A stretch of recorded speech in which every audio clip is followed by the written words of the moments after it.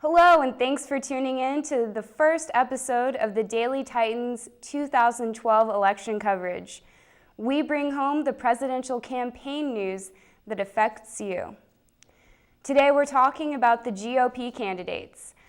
Making headlines last week was Chris Christie, who finally announced that he will not run despite the desire of his constituents for him to jump into the race. Sarah Palin also announced that she will not be running for president. She said that she would rather endorse a candidate from the sidelines instead of being one herself.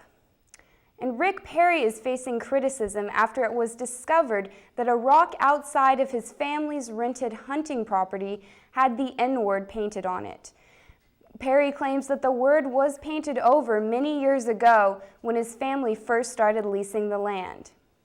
Mitt Romney announced today that he will sign a campaign pledge to limit government and cut spending if elected.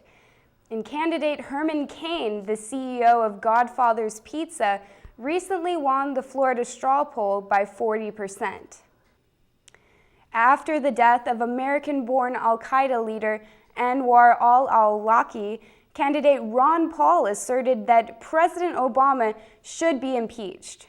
Paul believes that because Obama ordered the assassination of an American citizen without a trial, there is grounds for judicial action. And now we'll take a look at what CSUF political science teachers had to say about recent GOP candidate headlines. I would bet on Mitt Romney to be the nominee. I think Republican voters aren't too happy about it. They keep looking for an alternative, but it seems to me it's inevitable that he's going to be the nominee. The only other one I see having a chance, even though many people are writing him off, is still Rick Perry. I think that Mitt Romney will probably be the candidate. After all, he's been running for 5 years to become the candidate. I think he'll make it this time. I think it's even money. I think right now, if the election were held right now, almost any Republican would beat Obama, but it's a year away. And I think Obama's likely to pick up a lot of strength in the next year, and I think it's going to be very close. The election, like all the previous 3 or 4 elections in the United States, is going to come down to 3 or 4 states. And in this election, it's going to be, it looks like, North Carolina, Virginia, Pennsylvania are the key states that will decide the election. And if the Republicans can run strong there, they have a chance to beat Obama.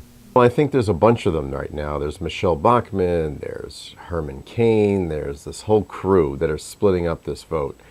I don't think any of them are going to be the nominee. You might call them the anybody but Romney candidates. The Tea Party candidate is Michelle Bachmann, and she seems to not be doing very well. So it just doesn't seem like the Tea Party has as big an impact on the presidential race as it did in the congressional races last year. Recently, political commentator and John McCain's daughter, Meghan McCain, wrote an article urging the GOP to, quote, get serious about finding a realistic candidate. She went on to say that the candidates are judged too much on pageantry and not enough on ability. McCain reiterated that the GOP must unite on a candidate and stick with him or her. Also commenting on the GOP campaign, Obama's press secretary, Ben LaBolt, issued a memo critiquing recent GOP debates.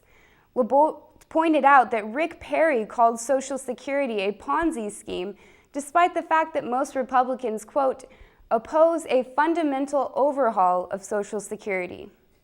And now we go to Daily Titan reporter Cara Sayo, who went to CSUF on campus to ask students what they think about the presidential campaign so far. The 2012 primaries are around the corner, and Cal State Fullerton students are still unsure of who they are going to vote for. And I think the inability of 2 parties to kind of get along and get things done and just pass things and give up a little bit to get something in return is really frustrating people, and I personally have a hard time really connecting with either party. Voter turnout among 18 to 24-year-olds increased significantly during the 2008 election. These statistics are something to look forward to this up-and-coming election. The variety in presidential party candidates gives students the opportunity to look into the election and find a candidate they can relate to. Coming into this next year, I think that we should try and get as many people on board with being very knowledgeable about the candidates and looking not just at the party lines, but also looking at the issues and what the candidates are really going to do. It's something very important, and it affects all of us. So give your voice a chance to be heard and check out a local voting poll near you. I'm Cara Sayer reporting for the Daily Titan News. Back to you in the studio. Thanks, Cara. Well, the next GOP debate will be tomorrow, Tuesday, October 11th at 8 p.m. Eastern on Bloomberg Television. The debate will be held at Dartmouth College in New Hampshire. Well, that's all for this episode of the Daily Titans 2012 coverage. Thanks for watching, and if you haven't already, go register to vote.